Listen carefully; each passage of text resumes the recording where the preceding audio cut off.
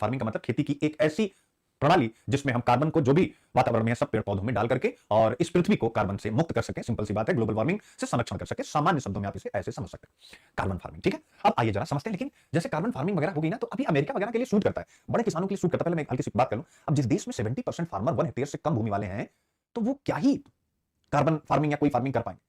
मैं सच बता रहा हूं, जो 3 कृषि कानून है उसमें से एक कानून जो कॉन्ट्रैक्ट फार्मिंग वाला था, उसको वापस नहीं लेना था।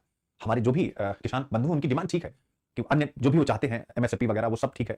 लेकिन जो सबसे बड़ा इशू था कॉन्ट्रैक्ट फार्मिंग, किसी भी प्रकार से किसी भी तरीके से क्योंकि अगर आप खुद सोचो, आप कहोगे कि कॉन्ट्रैक्ट फार्मिंग खराब है। कॉन्ट्रैक्ट फार्मिंग खराब नहीं है अगर उसका बेहतर रेगुलेशन किया जाए, उसका बेहतर विनियमन किया जाए, सरकार मॉनिटरिंग अच्छी करे। और किसान संवेदनशील विषय है राजनीति के लिए भी, इसलिए कॉन्ट्रैक्ट फार्मिंग आती। विश्वास रखिए, जो लोग कहते हैं कि शोषण हो जाता है किसानों का, अगर बड़े तब देखिए एक दो जगह पे होगा, जैसे गुजरात का कोई एक छोटा सा एग्जांपल ले लिया, महाराष्ट्र का कोई एक छोटा सा एग्जांपल ले लिया, यहाँ के आलू पैदा करने वाले किसानों के साथ एक बार इस कंपनी ने ऐसा कर दिया था। तो जब एक छोटे से एरिया में है तो वो हो सकता है शोषण, लेकिन अगर 70% किसान कॉन्ट्रैक्ट फार्मिंग में आ रहे हैं, आप विश्वास करें उनकी आवाज कॉमन आवाज है। आज आप देख सकते हैं कि चुनाव में किसान सेंटर में है कि नहीं, आप सोचिए। तो वे कॉन्ट्रैक्ट फार्मिंग वाला मुद्दा मुझे हमेशा लगता है ऐसा नहीं कि कार्बन फार्मिंग। कॉन्ट्रैक्ट का मतलब हो गया कि संविदा पर, यानी ढेर सारे किसानों की भूमि को कोई भी कॉन्ट्रैक्टर ले, उसमें वो फसल पैदा करे, सबको उनकी भूमि के हिसाब से फसल तैयार होने पर एक निश्चित रकम मिले, कुछ पेशगी पहले मिले, और भी इसमें सुधार हो सकते थे। इस देश का भविष्य है कॉन्ट्रैक्ट फार्मिंग, ये आप ध्यान रखिएगा। आप कितना भी कह लीजिए जैविक कृषि, ये कृषि, वो सब अच्छी बात है, चलता रहेगा, जीरो बजट नेचुरल फार्मिंग, जो मर्जी कह लीजिए, सब कुछ ठीक है। लेकिन अगर आप 70% जो मार्जिनल फार्मर उनकी इनकम बढ़ाना चाहते हैं, तो आपके पास विकल्प नहीं है। और ये मैं अभी डेटा के द्वारा, यूनाइटेड नेशन के डेटा के द्वारा आपके सामने रखने जा रहा हूं। और उसके साथ साथ आपको एक और चीज का जिक्र करके आगे बढ़ रहा हूं। यूपीएससी ने ही 14-15 में आप देखोगे खुद ही पूछा था, भारत में जोतों का खंडन विखंडन, यानी जो लैंड होल्डिंग्स है यार ना, 1 हेक्टेयर वाली, वो भी कई टुकड़ों में बटी हुई, समय के साथ परिवारों में बंटवारा हो रहा है, ज्वाइंट फैमिलियां ब्रेक हो चुकी हैं, और उसमें भी अलग अलग अलगाव हो रहा है। तो भूमि छोटे छोटे टुकड़ों में बट गई। उस छोटे से टुकड़े में किसान क्या फसल पैदा करेगा। इसीलिए आप देख सकते हैं एग्रीकल्चर में माइग्रेशन ज्यादा है। पॉइंट पकड़ेगा, एग्रीकल्चर में माइग्रेशन ज्यादा है। और दूसरा क्या है, दूसरा यह है कि एग्रीकल्चर का फेमिनाइजेशन बढ़ रहा है, कृषि का महिलाकरण बढ़ रहा है। आप मुझे बताइए कृषि का महिलाकरण क्यों बढ़ रहा है। एक रीजन तो ये है कि ऑब्वियसली महिलाओं की जो लाइफ एक्सपेक्टेंसी है, इसको बोलते हैं सोशियो कल्चरल रीजन, सामाजिक सांस्कृतिक कारण की जीवन प्रत्याशा महिलाओं की अधिक होती है। तो स्वाभाविक है जब पुरुष मुखिया परिवार में नहीं रहे तो महिलाएं नेतृत्व कर रही हैं, एक तो रीजन। लेकिन दूसरा कि कृषि अलाभकारी हो चुकी है भारत में, अधिकतर किसानों के लिए कृषि जीवन निर्वाह का सक्षम स्रोत नहीं रही है। यूपीएससी ये आपसे पूछ रहा है, लिखो।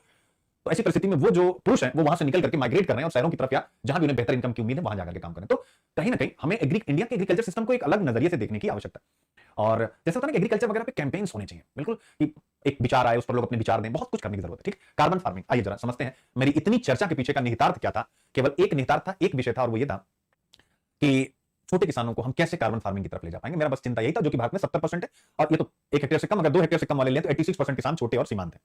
86% किसानों को हम कार्बन फार्मिंग की तरफ कैसे ले जाएंगे। क्यों? क्योंकि इसकी प्रैक्टिस करने का एक तरीका है, और उसमें खर्चा भी ज्यादा है। उसके साथ साथ इसमें शिक्षण प्रशिक्षण भी बेहतर होना चाहिए। खर्चा भी ज्यादा है, तकनीक की इसमें आवश्यकता पड़ेगी, खर्चा भी ज्यादा है। कैसे यह संभव हो पाएगा, और हम इसको ठुकरा नहीं सकते, यह आज की आवश्यकता है। अगर हमें 2070 तक कार्बन न्यूट्रल होना है, तो हमारे पास इसी प्रकार के नए नए इनोवेटिव आइडियाज को इंप्लीमेंट करने के लिए कोई विकल्प नहीं है। सिंपल सी बात है। तो कार्बन फार्मिंग क्या है, आप यहां से देख सकते हैं। अब आता है कार्बन फार्मिंग क्या है। कार्बन फार्मिंग या कार्बन कृषि, जिसे हम क्या कहते हैं, कार्बन सिक्वेस्ट्रेशन भी कहते हैं, यानी कार्बन को अलग करना, या हम टेक्निकल टर्म में कार्बन पृथक्करण कहते हैं, यानी कार्बन ऐसी खेती करना जिसमें कार्बन को पृथक किया जाए। तो कार्बन खेती एग्री मैनेजमेंट, कृषि प्रबंधन की एक प्रणाली है, एक सिस्टम है, जो भूमि को, यानी जो हमारा भूमि होता है, जो भूमि को अधिक कार्बन संग्रहित करने और वायुमंडल में छोड़ी जाने वाली ग्रीन हाउस गैसों की मात्रा को कम करने में मदद करती है। ये आपको याद रखना है, सिंपल सी बात। जैसे उदाहरण के लिए अगर आप देखें तो भारत में बहुत से चारागाह हैं, तो अगर उन चारागाहों में हम क्या करें, उन चारागाहों में हम वृक्ष लगा दें, पेड़ पौधे लगा दें, तो इसके माध्यम से हम क्या करेंगे, भूमि को अधिक कार्बन संग्रहित करने में सक्षम बनाएंगे, और वायुमंडल में जो ग्रीन हाउस गैसों की मात्रा है उसको कम करने में यही वृक्ष अपना योगदान करेंगे। अगर यह प्रक्रिया किसी भी कृषि पद्धति में की जाती है तो उसे ही हम कार्बन फार्मिंग कहते हैं। आप इसको पढ़ लीजिएगा। अब हम आते हैं, वही सारी बातें अब उसको अलग अलग ढंग से बताई गई हैं, याद रखिएगा। तो कार्बन फार्मिंग मैंने आपको बता दिया, बाकी कुछ भी नहीं, वही उसी को यहाँ टेक्निकल टर्मिनोलॉजी में बताया गया है। कार्बन फार्मिंग को ही हम रीजनरेटिव एग्रीकल्चर कहते हैं, सिनोनियम है उसका। ठीक है, सिंपल, या ऐसी कृषि पद्धतियों को लागू करता है जो कृषि की उत्पादकता भी बढ़ाते हैं और मिट्टी के स्वास्थ्य में सुधार करते हैं, और साथ ही क्लाइमेट चेंज के इंपैक्ट को कम करके या पूरे इकोसिस्टम के हेल्थ को बेहतर करते हैं, या कृषि परिदृश्य में कार्बन भंडारण को बढ़ावा देता है और ग्रीन हाउस गैस उत्सर्जन को कम करता है। आप देख सकते हैं, या मिट्टी के क्षरण, पानी की कमी और जलवायु परिवर्तनशीलता से संबंधित चुनौतियों को सुधारने में भी मदद करता है। सिंपल सी बात है। एक बार आप बताएं मुझे, कार्बन जो फार्मिंग प्रैक्टिस, ये प्रीलिम्स 2024 में भी पूछ सकता है, कैसे की जाती है। आपसे यही प्रीलिम्स में पूछ सकता है कि इनमें कौन सा ऑब्लिक से कार्बन फार्मिंग प्रैक्टिस का हिस्सा है या नहीं है। तो पहला होता है कवर क्रॉपिंग। अब कवर फसल, इसका मतलब क्या होता है। कवर होता है ना, आपने देखा होगा जब कोई आर्मी वगैरह की कोई फिल्म वगैरह देखी हो आपने, तो कहते हैं कि कवर फायरिंग दो जिससे कि मैं आगे निकल सकूं, तो उनका एक साथी कवर फायरिंग करता है। सिंपल। तो यहां पर भी जब 2 फसलों का समय हो, जैसे रबी खरीफ का समय हो, तो 2 फसलों के बीच में कुछ समय के लिए ये खेत हमारे खाली रहते हैं, उस समय पर कुछ फसलें लगाना, जिससे कि यह जो वातावरण में, वायुमंडल में ग्रीन हाउस गैस है, उसको यह प्लांट अपने अंदर समाहित कर सके, यानी भंडारित कर सके जमीन के अंदर, याद रखिएगा। ठीक है, कार्बन भंडारण में योगदान करें। इसके अलावा नो टिल और रेड्यूस टिलेज, यानी हम थोड़ा जुताई कम करें। क्यों करें? क्योंकि अगर जुताई करते हैं तो जो भूमि में कार्बन संग्रहित है, स्वाभाविक है, उसको नुकसान होता है, तो दूसरा पद्धति होता है शून्य। तीसरा है हम जो भी अपशिष्ट बचा हुआ उसको जैविक खाद के रूप में परिवर्तित करें, जिससे कि मिट्टी हमारी उर्वर हो और पोषक तत्वों से भरपूर हो। इस प्रकार की मिट्टी स्वाभाविक कार्बन भंडारण के लिए बहुत बेहतर होती है। तो यह बताएगा। इसके अलावा कृषि, वानिकी, एग्रो फॉरेस्ट्री, तो ढेर सारे पेड़ वगैरह लगाएं, यानी कृषि हो, उसके साथ जो भी जगह खाली हो वहां पर हम क्या करें, चाहे चारागाह हो वहां पर हम प्लांटेशन करें। और इसके अलावा अगला है रोटेशनल ग्रेजिंग। याद रखिएगा, घूमी चराई। चराई का मतलब जैसे आपने देखा हो कि गांव में कि पशुओं को चराने के लिए, यानी पशुओं के लिए एक मैदान होता है, तो ये कहा जा रहा है कि भाई इसको बदलते रहिए, एक में चराइए, फिर अगले में, फिर अगले में। हालात तो सब खत्म हो चुका है, लेकिन अब सिद्धांत के रूप में लिख रहे हैं, लिख लीजिए। आप लोग खुद बताइए कि आपके गांव में आज के 10 साल पहले, 5 साल पहले, 8 साल पहले, 5 साल नहीं, आज के 10 साल पहले चारागाह थे, लेकिन क्या अभी है चारागाह? आप मुझे बताएं। तो शायद कुछ ही लोग कह पाएंगे हाँ है, नहीं है, क्योंकि तो ऐसी परिस्थिति में खैर हमें पढ़ना है कि मतलब जैसे कोई घास का मैदान है, ठीक है, अब यहां पर क्या है, पशुओं की चराई के लिए इसका इस्तेमाल किया गया, लेकिन यहां कहा जा रहा है कि भाई एक बार यहां पर, अगली बार यहां, तब तक यहां पर घास वास जो है और बड़ी हो जाए, फिर यहां, यानी घास बड़ी होते रहे। इससे क्या होगा? ऑब्वियस है, वायुमंडल से जो भी एक्स्ट्रा कार्बन है वो जमीन के अंदर चला जाएगा, याद रखिएगा। तो ये सारी बातें आपको ध्यान से देखनी है। और यहां पर बताया गया है कि मरुस्थलीकरण से निपटना आज आवश्यक है, और इसी पद्धति से मरुस्थलीकरण से निपट सकते हैं। यूनाइटेड नेशन की रिपोर्ट, यानी United Nation Convention to Combat Desertification, संयुक्त राष्ट्र सम्मेलन के आंकड़ों के अनुसार अगर हम देखते हैं तो 2015 से 2019 तक अब भारत की जो भी इनकी रिपोर्ट के अंतर्गत भूमि आई थी, इतने मिलियन हेक्टेयर भूमि हमारी क्षरित हो गई। आप देख सकते हैं, इसका मतलब है 2019 तक देश की जो 100% भूमि, उसमें से 9.45% क्षरित हो गई है। आप देख सकते हैं, तो ये कहीं ना कहीं एक चिंता की बात है। और हम कार्बन जो फार्मिंग, उससे हम इस चीज को भी दुरुस्त कर सकते हैं, इसलिए कार्बन फार्मिंग इसके लिए भी अत्यंत महत्वपूर्ण है, याद रखिएगा। बस बताने की जरूरत नहीं है, ये सारी चीजें जो मैंने बताई।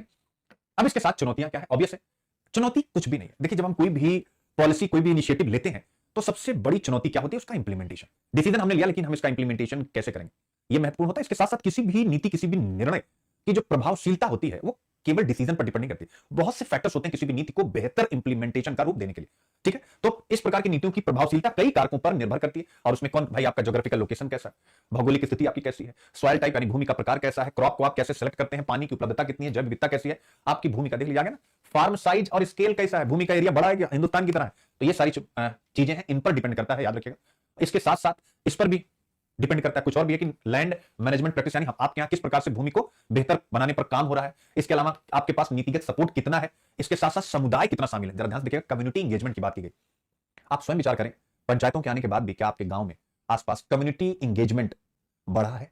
आप कहेंगे कि नहीं सर, पिछले 10 वर्षों में कम्युनिटी इंगेजमेंट घटा है। ध्यान से समझिएगा, ठीक है ना। जैसे पंचायतों में सभाएं होना और इन सब विषयों पर विचार करना, जो फ्यूचर की चीजें हैं, वो महत्वपूर्ण है। इसके अलावा जो गर्म और शुष्क क्षेत्र हैं, जहां पर पानी की उपलब्धता कम है, वहां पर कार्बन फार्मिंग की समस्या हो सकती है, यानी जहां पर पानी उपलब्ध है, ठीक है, जो ज्यादा गर्म क्षेत्र नहीं है, वहीं पर यह सफल हो सकता है। क्यों? आगे लिखा हुआ कि पानी की सीमित उपलब्धता पौधों के विकास में बाधा डाल सकती है। इस प्रकार प्रकाश संश्लेषण के माध्यम से पृथक्करण की क्षमता सीमित हो जाएगी। किसके पृथक्करण के? कार्बन सिक्वेस्ट्रेशन के, याद रखिएगा। तो ये सारी बातें हैं, ठीक है। तो ये सारी चुनौतियां जो आपको ध्यान में रखनी। इसके अलावा एक फाइनेंशियल असिस्टेंस भी एक बहुत बड़ी चुनौती है। और दूसरा, भारत जैसे विकासशील देशों में, मैंने पहले बताया, छोटे पैमानों के किसानों के पास निवेश करने के लिए संसाधनों की कमी हो सकती है, यानी पैसा ही नहीं होगा उनके पास।